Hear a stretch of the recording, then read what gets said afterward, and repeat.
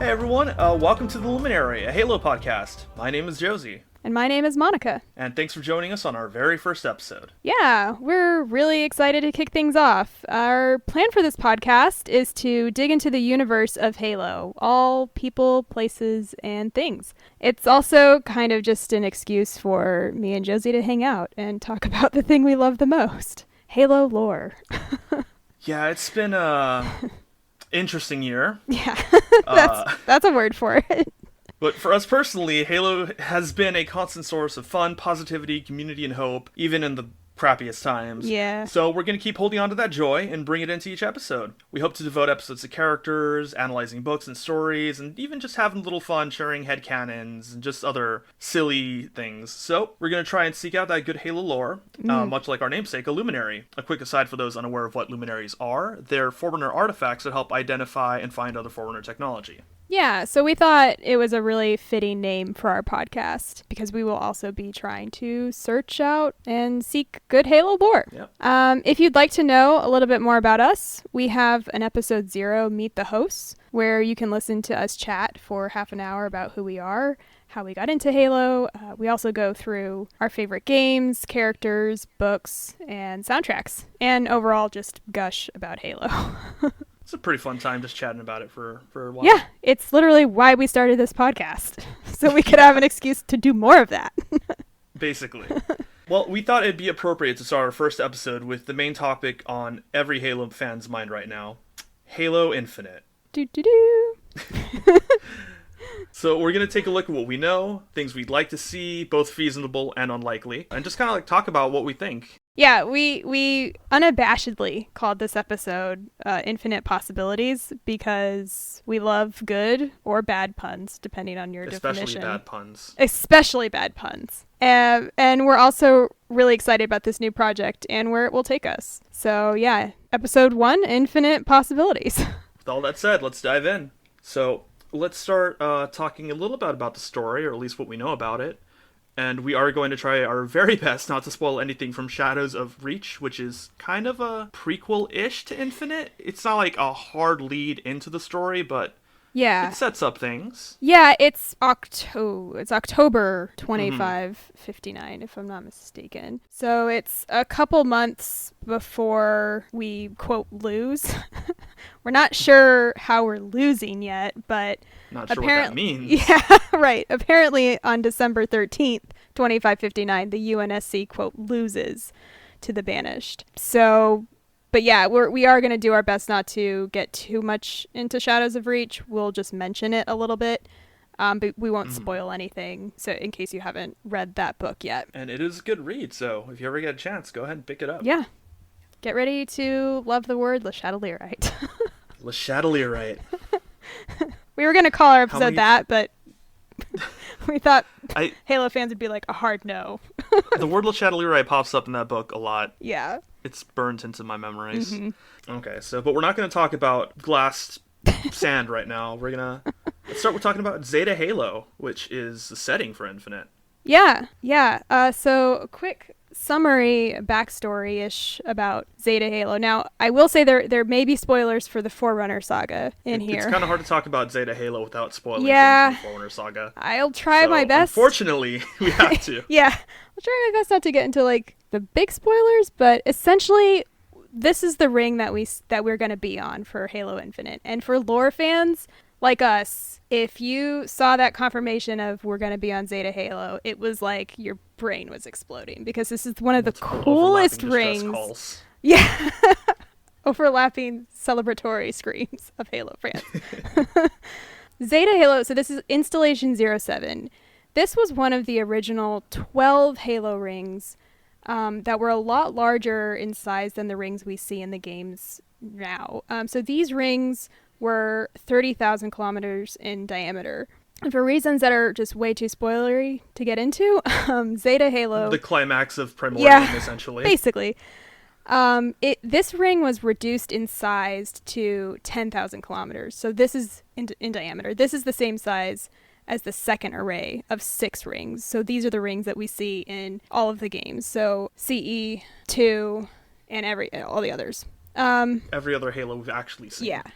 So this is the only surviving ring from that first array, which is called the senescent array.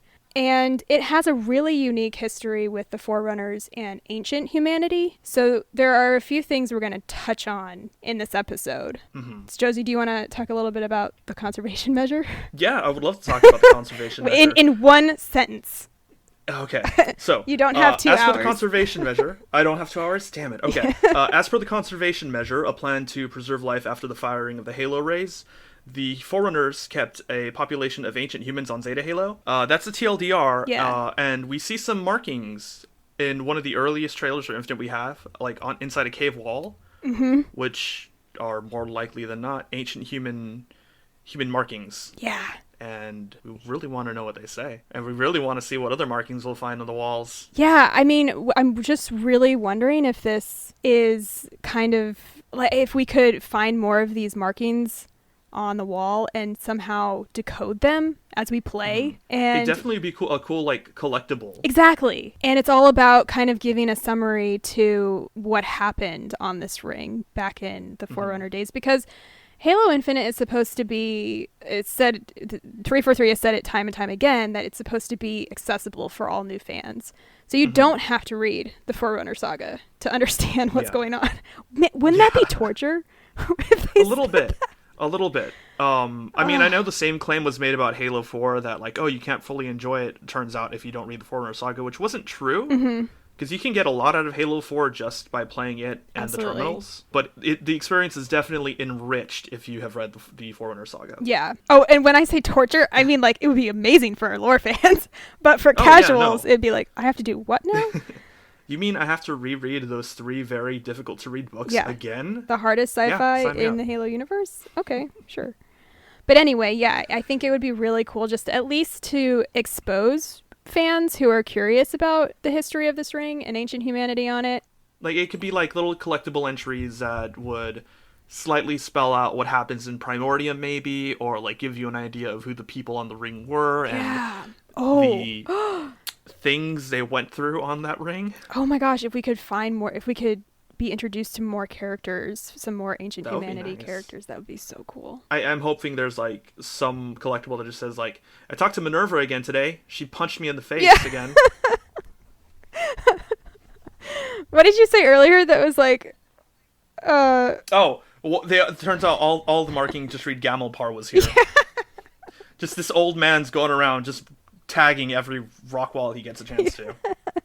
Or it's like the Forerunner version. We think it's something profound and deep, but it's just the Forerunner version of like the cool S that you used to draw on all of your homework and stuff. I mean, there's graffiti in Pompeii that's essentially things you'd find tagged on a restroom nowadays, so it's very likely. Yeah. Either way, extremely. Lord Stellar was here. Faber is a loser. Yeah.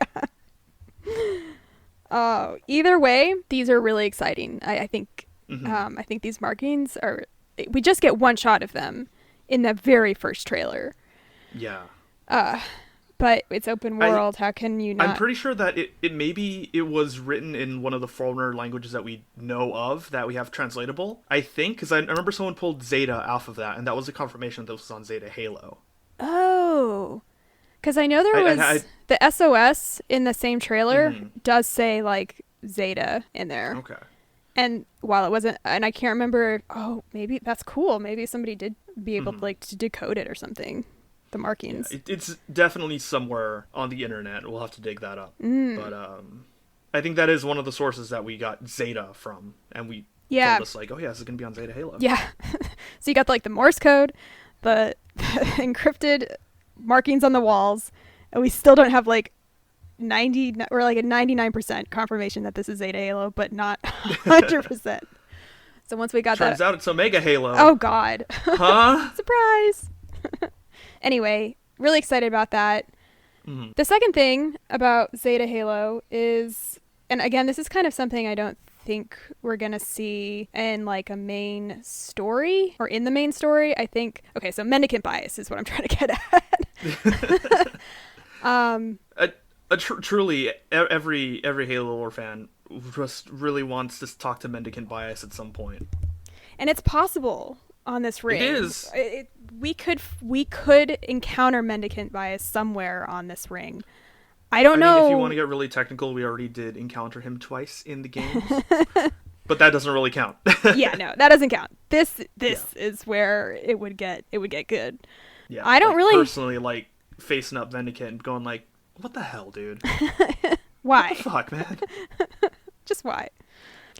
So I don't really have any theories about like how he would come in. I really don't. As far as I remember, Mendicant Bias's two major sections that he was kind of split into have reunited on the Arc. Mm-hmm. But since he had such a major presence on Zeta Halo, there might be like a fragment of him or some subroutine or other just chilling on Zeta Halo. Yeah. So if we don't find Mendicant proper, maybe we can find like an aspect of him or an avatar of him.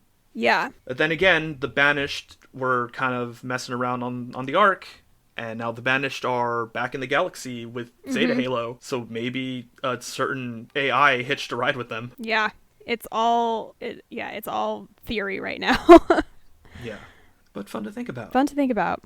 Also fun to think about in a darker way is the Palace of Pain. So the Palace of Pain are flood research facilities on Zeta Halo where ancient humans were tortured and experimented on. Mm-hmm. It was a great time. Faber was kind of a jerk, and then Mendicant Bias was kind of a jerk, and then the Primordial was kind of like, you know what?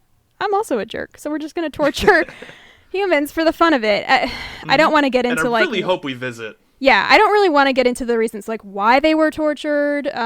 Go read the Forerunner saga, but basically what you need to know is that there were facilities throughout this ring where experimenting with the flood. Yeah. So the fan theory right now is that those large Forerunner structures on the cover art of Infinite that we see in kind of the distance, we think those might be Palace of Pain facilities. Mm-hmm. So it's just kind of funny being like, ooh, I hope we get to visit them. I hope we get to go into the torture facilities. Can we go see?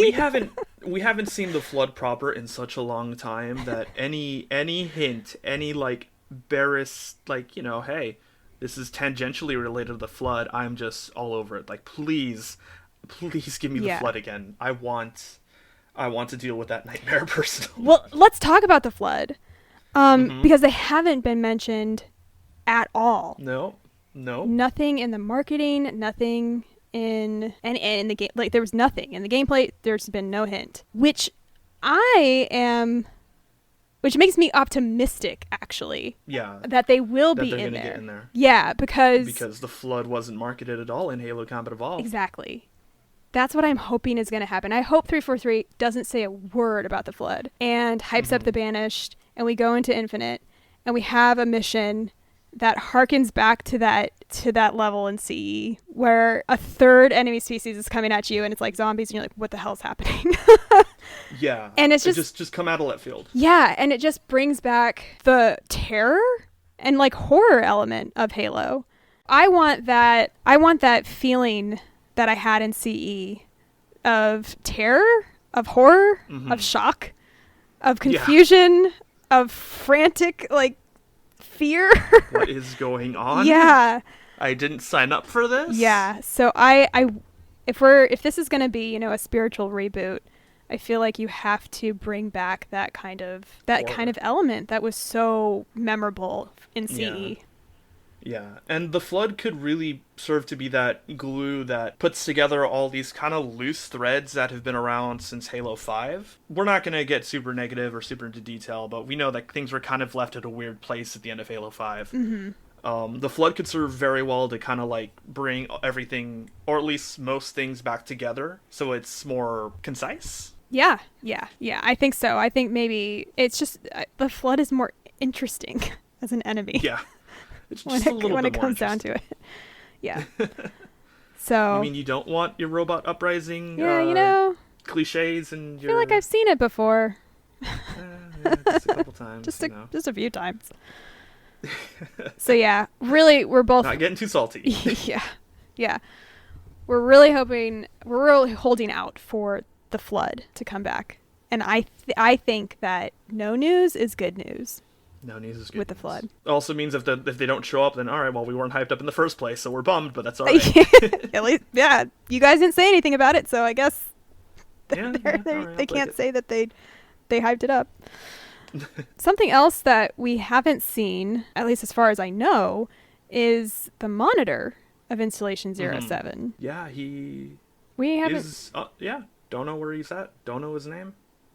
We know a numerical designation, Mhm. which is escaping me because it's just numbers. It's like 07 117 649. Is it really 117 649? Yeah. Wow. Okay. Yeah. I literally thought you were just like making up a name and just pulling John's No. number. Wow. No, they're all I think powers of 7. Oh, right. Yeah, so that's like right. the monitor of Installation 03, Abject Testament, he's 049. That's 7. Yeah, that's right. 7 cubed? Wow, you're talking to an So, English major. Something. And look, I am a dropped out art major. I don't math. What is math? I don't know. Math is objective. Yeah. But anyway, I know what I said. but so I think we have something from Hunters in the Dark about this monitor. Luther Mann, I think, theorizes that the monitor knows, because we do. Oh, let's see. How many spoilers do I want for Hunters in the Dark? It doesn't really matter. It doesn't really matter. We do know where Zeta Halo is. Well, at least we did at one Where point. it was. So we were on that ring at some point, but Luther Mann thought the monitor is aware of the Human and Covenant presence on other rings and what happened to those rings. And Installation 04 blew up, 05 was partially glass, 08 blew up again. and he's like, you know what? I'm just going to remain hidden. I'm just going to chill over here and not deal with these people. As far as I know, I think that's all we know about this monitor. Yeah, that's about it. Yeah. So it would be really interesting to run into them. They might be Is it okay? a key player. Is it all right? Like, I hope. Did it survive the battle with the Banished? It's Yeah. I don't know. So It might be rampant is also a thing. yeah, that's Penitent true. Tangent wasn't doing so hot, so Yeah. On the other poor hand, maybe it Penitent could Tangent. be an exuberant witness. It could be an exuberant witness. Mm-hmm. I want another friendly, Yeah. like a friendly AI partner, just She floating around, she was well received. being very excited about murder. She was well received, it- so I can see some like a little bit of a twist on what we've seen so far, which are An the exuberant witness. Yeah. too. Yeah. So the other thing we wanted to talk about story-wise are Promethean or Forerunner presence here on this ring. It might not be there might not be Prometheans on it, just because because like the Prometheans, I guess, technically now have their lot in with the Created, for better or worse, and there are different factions of Forerunners. So if anything, there would be maybe builder security or even lifeworker security on a ring, considering that the warrior servants kind of wanted nothing to do with the Halo array. So we might not get like Promethean knights, but we might get other Forerunner armingers. Like maybe we'll fight soldiers, different kinds of crawlers, maybe like a big bulky builder version of the knight. Oh, that'd Maybe be cool. one that's like all Ancilla. There's no like composed essence controlling it, and it's just all AI like the soldiers and the crawlers. Yeah. So those would be cool things to see. Also more Sentinels. That's just what I was love about to say. Sentinels. It's like Yeah. I would love to see more like armigers and soldiers, like knights and crawlers, but I really just want sentinels. Yeah. I'm still Please. hoping one day we'll see the Onyx Sentinel. Oh my gosh. I think it's very unlikely that we'll see them in Infinite. Yeah, but I probably really want not. to see an Onyx Sentinel. They're so mean. They're so cool. Yeah. So Josie and I were at Outpost and we saw, I forget, Experience the Ring or whatever that. Like the Halo experience or the Yeah. Ring experience. And there was a real life-size Sentinel, aggressor Sentinel. They're big. They're big. They're They're huge. really big. And it was just so cool. So just to imagine, I just want more. I just want more, please. Yeah. I would like to see the And constructors, little baby constructors. be really cool to see like a constructor, how big they are relative to like the real life aggressor sentinel we saw. Because they're small. Yeah, I almost but don't they're want... probably bigger than I expect. Yeah, I almost don't want a life-size version of the Constructor, because the Constructor to me could fit in my palm, and it could be my friend, and like just help me fix things. It could still be your friend. It'll just be bigger. It's just gonna be it's probably very large. Yeah.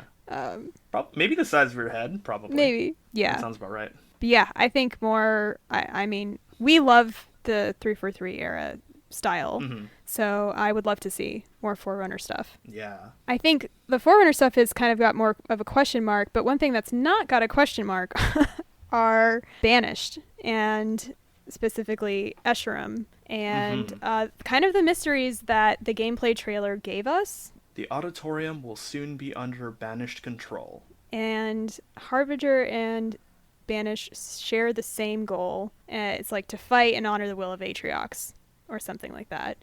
Mm-hmm. So, what's the auditorium? What is the auditorium? What's the Harbinger? Who? What? Where is the Harbinger? Again, this isn't really theory cast. I don't really have any... We're just talking. Yeah, I'm really intrigued by the arguments that the Harbinger is the Didact, and that's like using the Banished. That does seem like a real Didact move. Yeah. And so I'm kind of just going along with the flow. I'm like, all right, answers will be revealed in time. Yeah. My biggest question is, where's Atriox? Where is Atriox? The will of Atriox, like, kind of almost sounds like he's not alive anymore. With us anymore. Yeah. Yeah, but it could just be very flowery way of saying... It very much could. We're following our boss's orders. Yeah. Very, very possible. I actually would be personally upset if they killed another really cool antagonist off-screen or just prematurely. Pour one out for Julim Dama. Yeah. But, yeah, so, like, where is Atriox? What exactly are the Banished doing? Because it makes sense that the Banished would want to control a Halo ring. It's a big gun, basically, pointed at the head of the universe. Mm-hmm. So yeah, that's something a mercenary faction would really like to have, just a really big super weapon. Yeah. I saw a theory that the auditorium could be like a house for Gene songs. From like ancient humanity, and that the Banished are going to try to use these Gene songs to be able to interface with the ring and control the ring, but that's getting a little bit over my head. Right. Kind of like brute forcing themselves into being reclaimers. Brute forcing. Yes. What was that about puns we said earlier? It's true. Exactly. So yeah, we're just going to wait and see, I think. Yeah. With the Banished and their goals. I'm just really hyped to see them. Mm-hmm. Like, and fighting them head on as opposed to over the top in a real-time strategy game. Mm-hmm. Yeah. Because they're a really interesting faction. They're really cool. Yeah, they're so really... I'm glad they're coming into the main line. Yeah, it's going to be... Just listening to John say the Banished in the gameplay trailer was like, oh my god, that's so cool. A little bit of whiplash, but in a good way. Yeah, it's so cool. So yeah, we're going to leave the Banished there because we could just like spiral off into theories and like... But this isn't the time for that. Yeah. So we're kind of just talking about more things we would like to see in the game. Yeah, and things we hope for. Which one of them, and this I think has been a request from Halo lore fans for years, which is a codex, a database where you can collect and read the lore of collectibles and, characters, flora, fauna. I want a plant. I want to go all the way to like, tell me about this plant. That might be too much, but I want to know about like the plants of Halo, Zeta. I mean, Zeta Halo. Look, something that we have done multiple times when we're playing Halo, either multiplayer or campaign, we just stop and smell the roses and look at every little thing we can't find. Yeah. And then we're like, I wonder what this does. Look at this cool thing. I wonder what this does. Yes. Yes. So like, if you're gonna like pull a Metroid Prime and let me scan every minuscule little thing. That's the thing Metroid Prime has. You have like a logbook and you can scan enemies, you can scan items, and then you get little lore entries that like stay in your logbook, and then you can scan like minor things like these weird plants, and you don't get like a permanent entry, but it tells you a little bit about what that is. Like, oh yeah, this weird lichen has like increased radiation signatures. I don't know what it is. Like, and then like you go 2 rooms ahead and you scan like the same kind of plant. It's like, oh yeah, no, this is the same plant you saw in the other room, but it's got more radiation in it. Weird.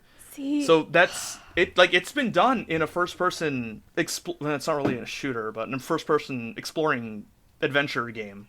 So definitely Halo could have this a similar, maybe not like a whole scan visor thing, but like a similar learn about a thing and like have a codex of it. yeah.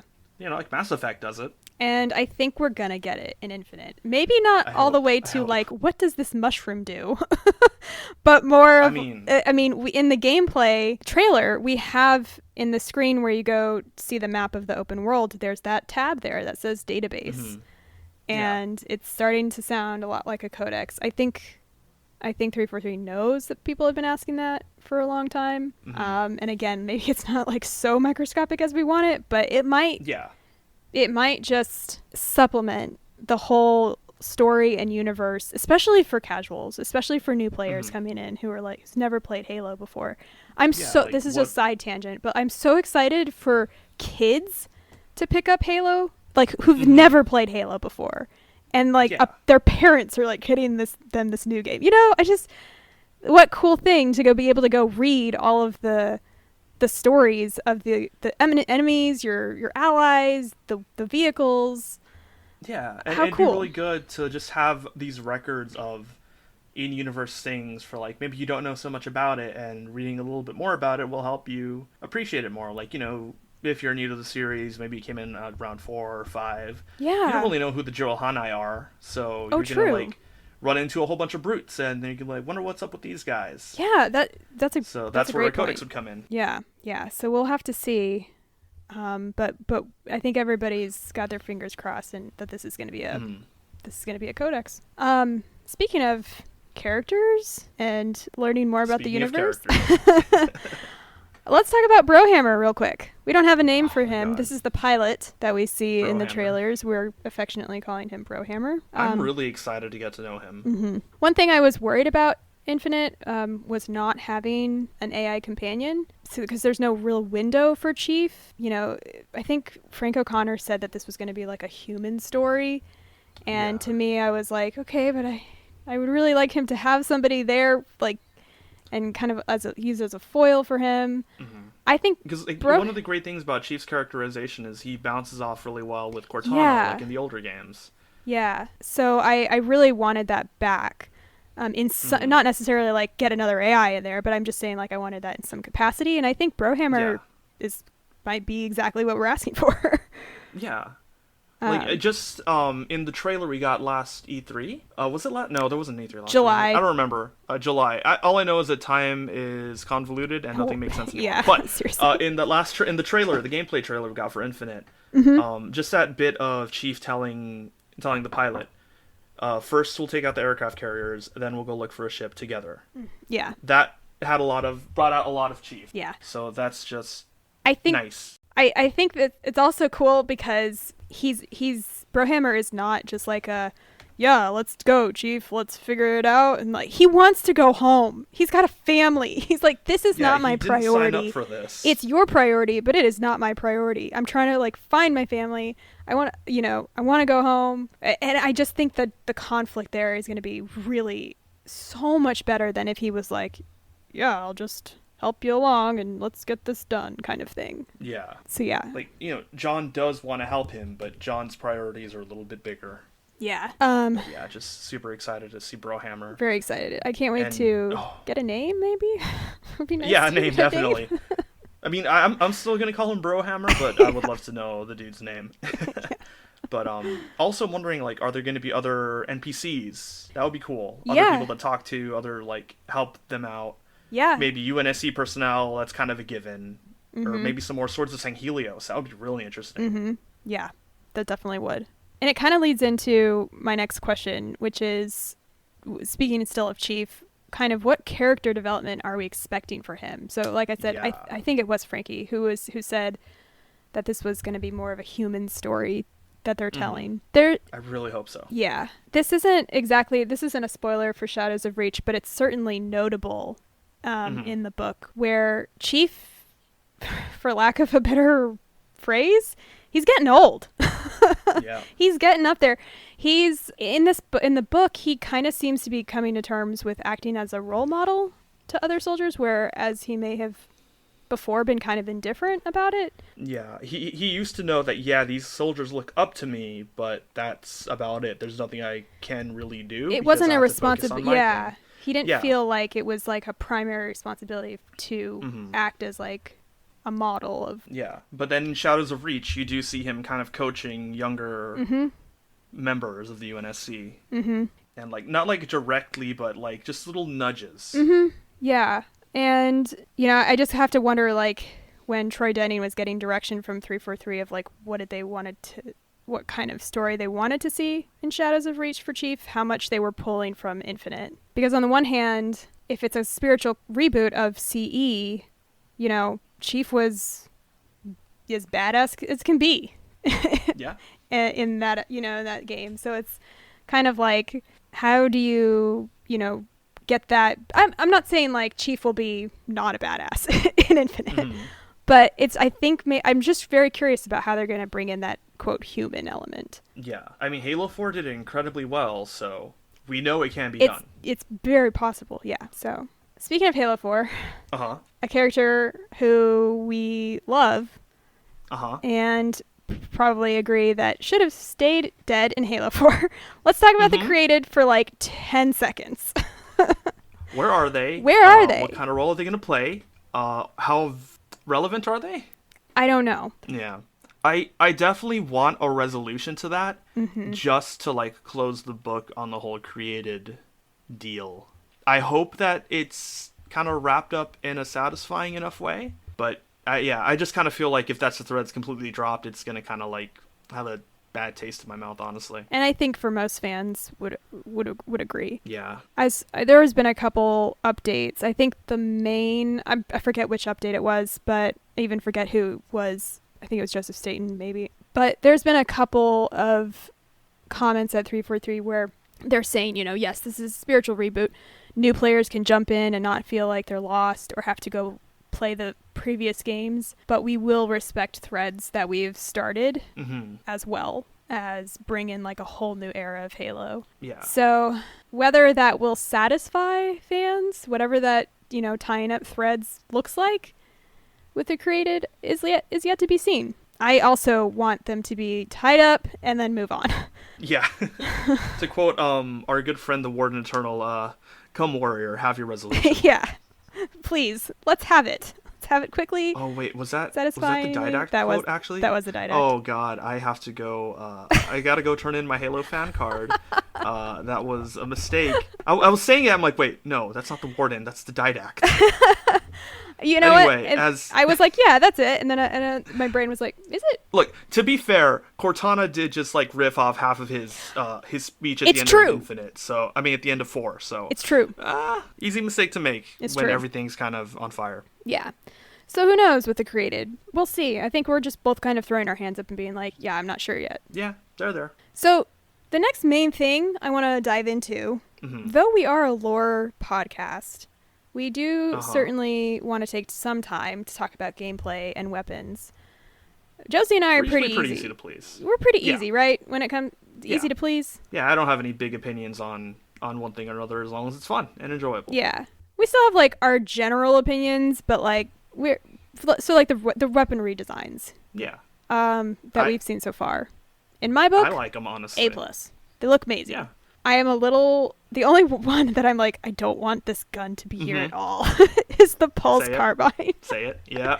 I don't want She really wants the Covenant Carbine, and I want it too. I love the Carbine. I'm really worried that they're trying to just mesh together a plasma rifle and the traditional carbine, and I don't want that. I told you the other day, though, like, the Pulse Carbine's a plasma weapon. So it's not going to fill that same niche that the Carbine does, because the Carbine actually fires projectiles. So, you know. I hope so. It's okay. It's okay. Deep breaths. It's going to be okay. It's going to be all right. Okay, cool. Whew. Yeah, the whole game. If we get everything we want, but the Pulse Carbine's in it, I'm dropping this game. Whatever. Wow. So much for easy to please. Yeah, right. But no, the Hydra I think looks really cool. The BR-75, the Spanker, of course. Everything's looking really nice. The Bulldog, I have kind of like, I don't mind it. I don't mind. I think drum-fed shotguns are pretty neat. I think the Ravager looks really cool. Yeah. I'm really excited to see any other banished yes, weapons, too. Me too, yeah. Like the Pulse Carbine. Shh. Quiet. We do not speak of it. So you mentioned this earlier, but I also wanted to talk about vehicles. Oh, yeah. So because you played Halo Wars, I'm a fake fan and have never played Halo Wars. You're a fake gamer girl. Yeah, I will also go turn in my Halo fan card. But you said you were really excited to see vehicles up close, right? Yeah, there's some like cool vehicles in Halo Wars too. There's like the Reaver. It's like a bipedal walker, and it's like an anti-aircraft platform. So it's kind of like a weird mantis. Then there's like the Blisterback, which is this floating artillery piece that kind of like opens up on the back and it fires off a bunch of missiles and stuff. I'm wondering what banished vehicles, if any, from Halo Wars 2 are going to be translated into Infinite. That would be fun. I think that would be fun. Also, not a spoiler for Shadows of Reach, but in the book they make a heavy point to name a lot of the banished vehicles. Yeah. So I think things are looking good. That we're going to see some banished ghosts, some banished stuff we saw in Halo Wars. Yeah. I think it's going to happen. 'Cause there's also that, I forget what it's called, but it's that Warthog equivalent that the banished have. Let me see if I can. If it's from Halo Wars, it's very likely that I don't know. No. It's a newer one, I think. It's like it's kind of like the Spectre from Halo 2. Let's see. The Skiff, the banished Skiff. Oh, okay. It's kind of like the Spectre and the. It kind of looks like what a is Prowler. That? The Prowler, like the Prowler, yeah. Yeah. I was about to ask, what's that anglerfish-looking vehicle from Halo 3? But yeah. That stupid car. It looks kind of dumb, but I like it. It's fun. It's a fun one. Yeah. So yeah, super excited to see basically everything that they add onto the sandbox. Because with the new faction, it's going to be new vehicles, new weapons, new equipment, a lot of new toys to play with, and I cannot wait. Yeah. Like I also can't wait for the grapple shot. I can't either. Brings me a lot of big Titanfall 2 feels. I can't either. I'm really happy that the fan base seems to be a lot more positive towards it, because at the first mention of it, people were like, "Oh my god, this is the worst thing. How can it?" It wasn't. It was. I feel like it was controversial, but I feel like a lot more people are excited, especially after seeing the gameplay trailer and how much you can do with it. It's so. I mean, like so more fun. mobility is always kind of fun. Any way you can spice it up. Like Halo 4's Halo 4's permanent sprint was nice. Then the whole boost mechanics in Halo 5 were really fun. I like them. Yeah. And like it didn't feel like not Halo. It just felt like Halo with more stuff. Yeah. I am gonna miss the ground pounds though. Ground pounding was really fun. Yeah. Do we not have ground pound in Infinite? Is that confirmed? I don't know. Okay. I'm assuming if they're trading out the boost and like all the hovers and stuff with the grapple beam, with the, can you tell that I like Metroid, with the grapple shot, then I think we might not be able to do the ground pound anymore. Gonna call but it I could be hook wrong. Shot. Hook shot. I tried not to say it when we were talking about the Palace of Pain, but that sounds like a Zelda dungeon. It does sound like a Zelda. Sounds like a late game Zelda dungeon. It does. Probably would find a grapple shot in there. Probably. Yeah, but yeah, just super excited to see how Infinite shakes up the gameplay. I mean, it's open world, so yeah. The other thing I think you were really excited about is like perk trees and skill points. Right? Yeah, it'd be fun. Like ways to like get skills to like really define your way of playing through Infinite. Yeah. That's really interesting. I had never considered that. Like changing like your loadout, is that what you're talking about? Kind of like your maybe you'd have a perk tree for mobility that makes your grapple shot more effective, maybe it buffs up your sprint a bit. That's maybe neat. You get one that like makes it easier for you to scavenge weaponry and stuff, like you get more ammo out of dropped guns or stuff like that. And maybe there things that just passively improve like your radar, maybe like your low light vision or something like that. Will be all neat things to play around with, I think. Yeah. The last thing in the gameplay arena that I wanted to talk about, maybe rant about, but also be excited about. You're very passionate about this. I'm very passionate about QuickTime events. QuickTime events, QTEs, in Halo are those short animations when you perform certain actions. So in Halo 4 and 5, when you have to activate a console, the game like wrests control from you for a couple seconds to show Chief's hand pressing the button. It drives me crazy. It takes me out of the experience. And honestly, it kind of disorients me. Like I actually feel a flash of motion sickness. I don't know why. It's weird. I'm standing in like one little one part, and it automatically moves you in front of the console so the hand can press. I hate it. Well, I mean, when you're standing 3 feet away from the console at an angle. Are you telling me how to stand at consoles? No, I'm not mansplaining anything. Okay, good. But Josie, how many times have we played Spartan Ops and we get to a console and we stand on top of it looking down at it, and then we get the prompt, press the button, and we have like no control as the game forces you to step down, turn around, and then press the button. I mean, that became the highlight of our playthrough, honestly. I hate Every it time so we'd find much. a button or a switch or something, we'd like dance around it for a bit and then see like how's it gonna move us. I hate them so much. Now, okay, not all of them. Certain ones I don't mind. Like It was nice in the campaign. Yeah, like used sparingly, they're fine. Like Halo 5 or Halo 4, you know that ladder climb at the beginning of Halo 4, the very first mission. You're climbing it up. It ends in like the little quick fight with the elite. Yeah. You have to like throw them off the edge. But that's the first encounter of the Covenant we see in that game. So there's like emotional intention behind that QTE. In fact, I don't even know if that counts as a QTE. Well, whatever. But essentially, you gotta press melee to kill the elite. Yeah. That's a quick time event. basically, I don't ever want to see myself pressing a button for a random console or an elevator. I just don't need to see it. Personally, I enjoyed how delicately and gingerly Spartan John 117 pushes buttons instead of like just slamming it with his taking a fist. He and just doing like takes bam. 2 fingers and just activates Yeah, something. so jumping ahead to July. So when I saw the Infinite gameplay, Chief gets on that elevator, you get a prompt to press that button, and it goes up without a QTE in sight. And I was like, oh god, thank you. It means, I really hope that means fewer QTEs throughout. She's No, really excited. I was for really excited. fewer QTEs. You can vouch for that. But at the end of that gameplay, you go up the grav lift, and then you do press the console in a similar way to like 4 and 5. And then Chief like looks to the left to see that door closing, and then Escherum's there with his speech. Like all that I'm cool with because it's momentous. It adds like he looks to the door closing, it's like, oh crap. I'm cool with that. That's fine. Yeah. I just like, I Just don't not every time you need to open a door. Yeah. Exactly. I mean, I think there's one QET that you'd really enjoy though. Press X to pet wildlife. Yes. So there's like this section that I just wanted to touch on, things that we want to happen but probably won't happen. I want Chief to pet the wildlife. That's all I want in any game, really. Yeah, this is the only place I'll accept excessive QTEs. But yeah, I want that screenshot of Chief in all his Gen 3 glory kneeling down and petting that cute little ring rat. It would Or be very like, nice. yeah, or the animals that we see in the first trailer. Mm-hmm. The deer, Those deers. those like Zeta rhinos is what I'm calling them. Zeta rhinos, yeah. Zeta rhinos. Yeah, that tracks.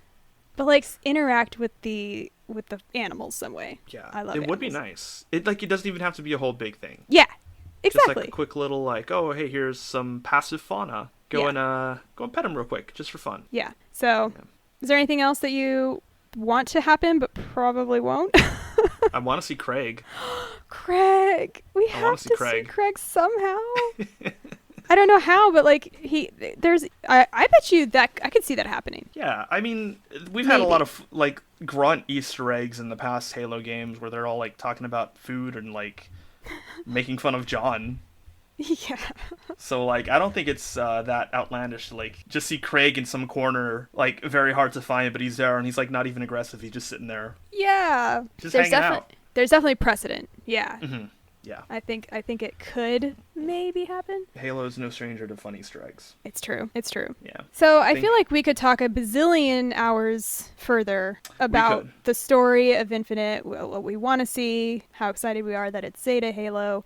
But there are a few things I want to talk about before we end. Yeah, let's do it. So Infinite is meant to be the platform of like 10 years of Halo. This is supposed to be the sounding board, the launching board, whatever you want to call it, to future stories. Yes. And to most fans, that screams DLC. It does. Sometime down the road. So I wanted to dive into a couple of ideas that we think might not happen in Infinite proper, but might be added in DLC later on. Yeah. I think Blue Team would be a good one to start with. We could start with Blue Team. The best team in the history of the teams. They're the family. Yeah. The family. Blue Team, okay. How about, because I have like a specific vision for this DLC. Yeah. And I think we're on the same page here, but go on. Okay. I want to see Blue Team start off, like I want to see this DLC start off like they're separated. So this would be right after whatever catastrophe of the war. Somehow they're split up. All four of them are just split up.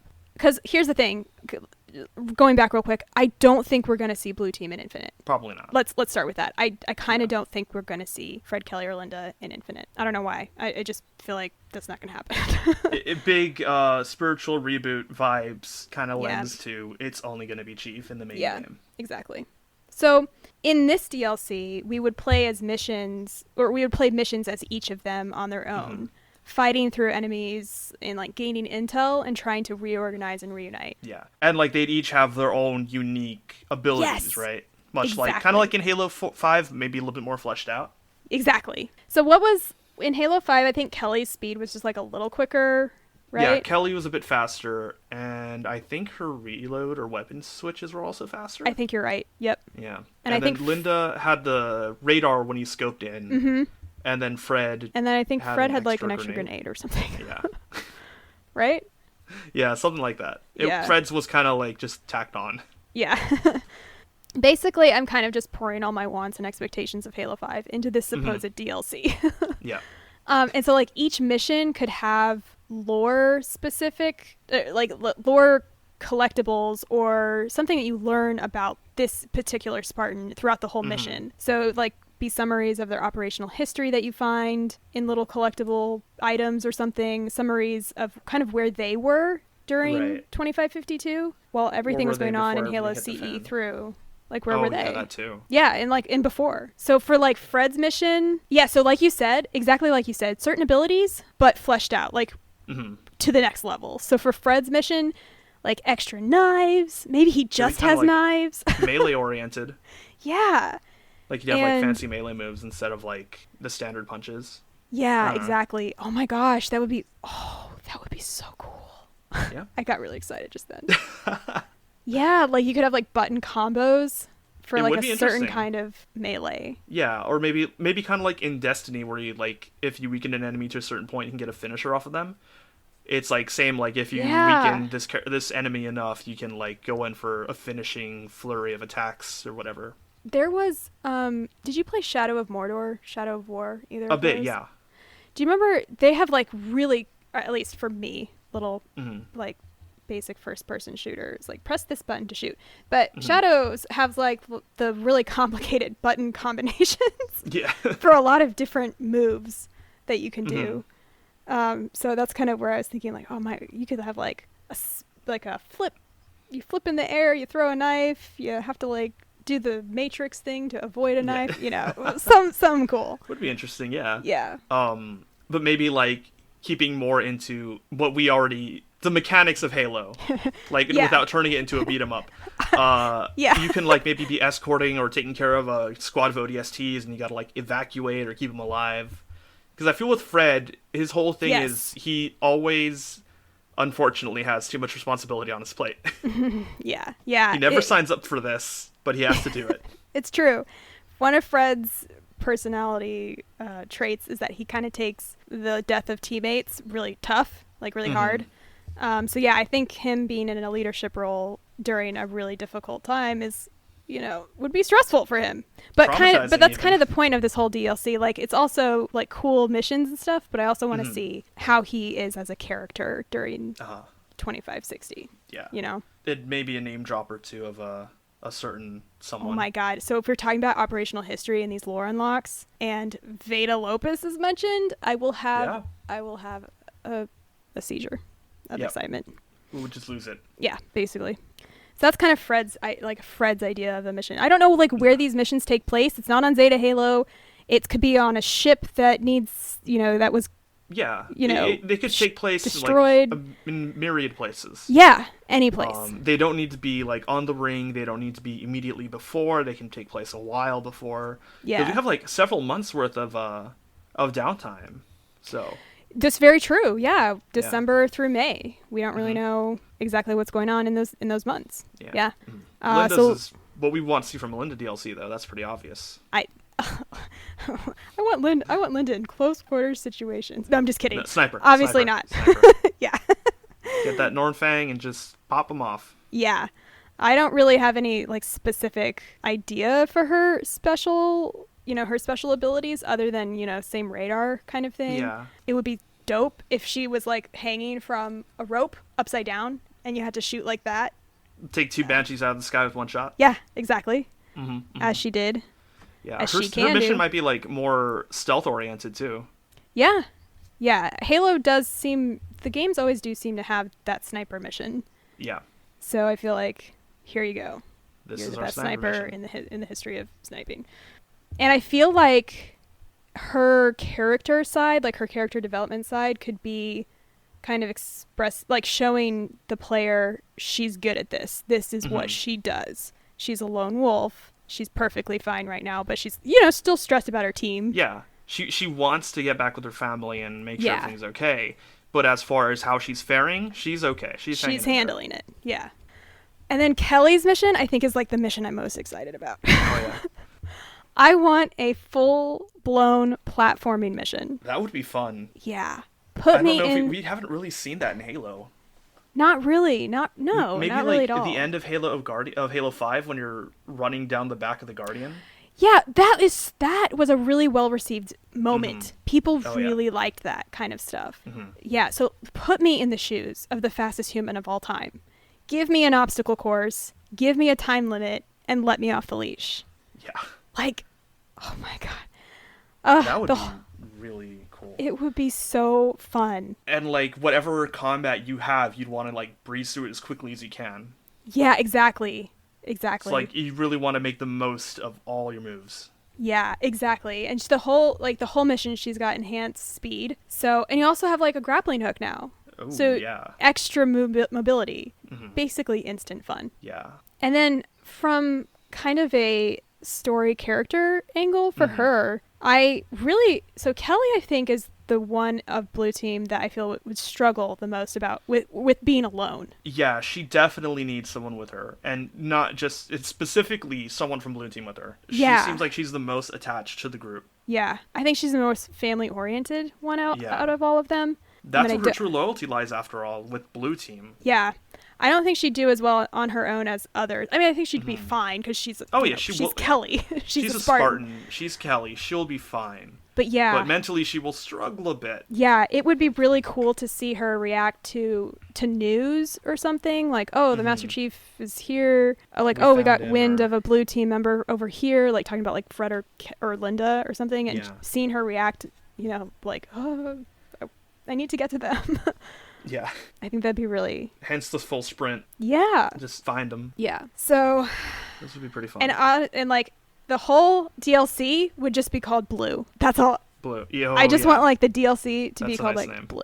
Just Blue. Yeah. It would be cool to get, like, Osiris DLC as well. Always. Like, in a similar happy vein. To see more Osiris. Or even the Arbiter, too, and what are the swords of Helios up to? Let's talk about Arby real quick. Oh, Arbiter. If we can, because... My favorite war criminal. I feel like we could have another hour of just Arbiter's theories. Yeah. But, like, everything's been falling apart, and messing with Sanghelios was a big thing Oni had plans for. But so, like, how are they doing now that we had to help them out in the Civil War that we accidentally started? Not accidentally, we purposely started. So, like, how are the Sangheli supported? Yeah, like, how are they handling the galaxy falling apart? What are things going on in Sanghelios? Do the Banished have any stake on the planet? Do the Banished not care as overall about the Sangheli? I don't know. That's actually a good question. Are they created? I mean, there's Sangheli, of course, in the Banished ranks. So you would kind of think that Sanghelios would be kind of important to the Banished because it's I don't know, it's a possible homeworld of, or it's the homeworld of a possible ally, like in their like part of their army. And it's possibly be like there might be Sangheili that are tired of the traditional keep system and maybe want to like go off and do their own thing, and joining a powerful mercenary gang would be very appealing to a young hotshot Sangheili. Yeah, I mean the DLC could even so it kind of sounds like almost that this DLC would take place before this major loss or whatever. Yeah, okay. I don't know why I was still thinking like DLC around Infinite or beyond, but of course there could be prequel DLC. Yeah, obviously. Yeah, and again, like there's months to explore beforehand. Yeah. So we have a lot of room to play. Yeah, I think everybody wants to see Fel back. I don't think anybody. I don't think I've seen anybody say, "Yeah, I could take or leave the Arbiter, whatever." I've had enough of the Arbiter. Everybody think I'm okay. wants to see him. No. We want more.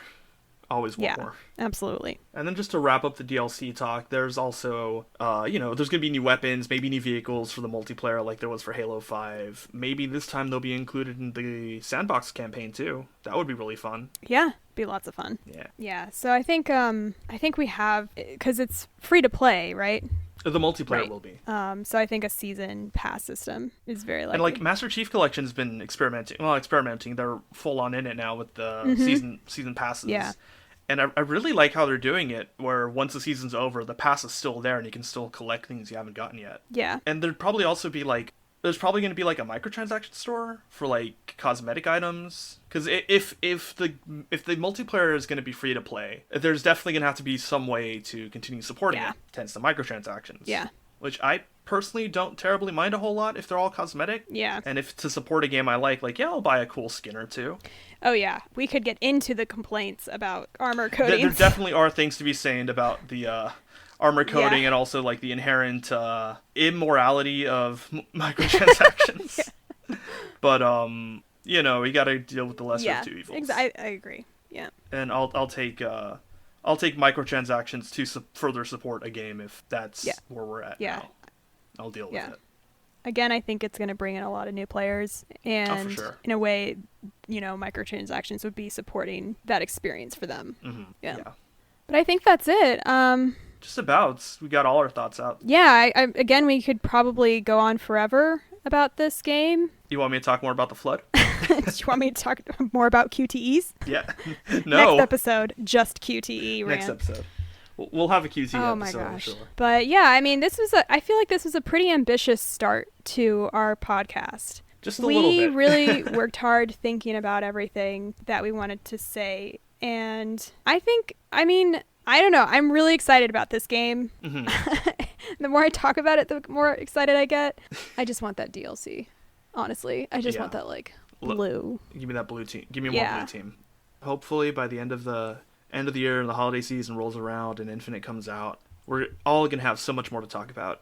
And even in the months leading up to it, I'm sure we're going to get fed more details as the days go by. Yeah. A lot of things to look forward to. Yeah. I can't wait for when the game is out to come back to this episode and be like, look how wrong we were. Damn, we were wrong.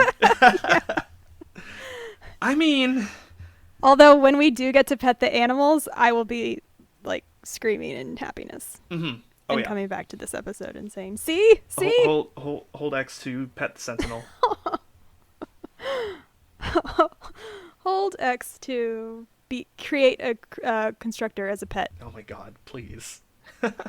You just have like constructors following you around. That would be a cool perk. If we do get Flood, I do want to be able to still shoot the arms off of the combat forms so they can follow me around. As my animal, as my pet. That's Halo 2's major flaw over Halo CE. You couldn't have flood pets. I'm sorry. I just want flood pets. Do you though? Yeah, maybe for like 5 seconds. and then I'm good. All right, that's fair. Well, that's really about all we can say by holding back, because otherwise we would be able to talk for hours and hours about things we want to see, things we hope to see. Yeah. So we'll leave it there for now. Yeah. Thank you so much for joining us on our first episode of The Luminary, and hope to see you guys soon. Until next time. Bye. Bye.